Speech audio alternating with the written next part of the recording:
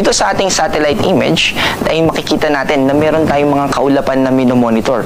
Ang nakakaapekto pa rin sa ating bansa ay yung easterlies. Itong easterlies ay yung hangin, mainit na hangin dahil nasa equatorial region tayo na galing sa Pacific Ocean. Nangyayari yung easterlies kapag dahil umiikot yung mundo sa sarili nitong axis, itong Earth, yun yung nagkukos ng day and night. And also, at the same time, nagre-revolve ito sa around the sun at yun naman yung nagkukos ng seasons natin. Kaya may habagat season tayo, may amihan season tayo. Ngayon, yung pag-ikot nitong Earth sa sarili niyang axis, habang umiikot siya, yung atmosphere natin ay hindi naman nakadikit sa lupa, kaya sumusunod yung atmosphere natin. Ibig sabihin, may hangin na consistent na nanggagaling sa east at yun yung easterlies. And then, tinatawag din ito na trade winds dahil ginagamit ito dati nung mga maglalayag sa kanilang pag-trade sa isang kontinente sa isa pa para matulungan sila na mas mapabilis yung kanilang paglalayag nung mga unang panahon pa.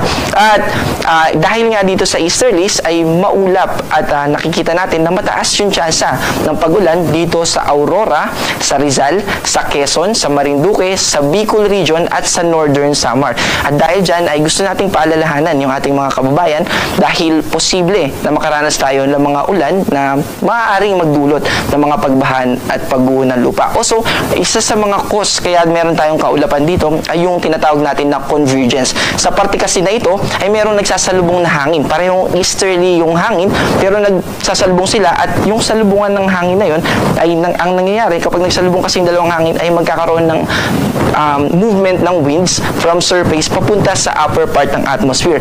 At yun din yung nagko-contribute kaya nagkakaroon tayo ng mga cloud formation katulad nitong minomonitor natin sa kasalukuyan.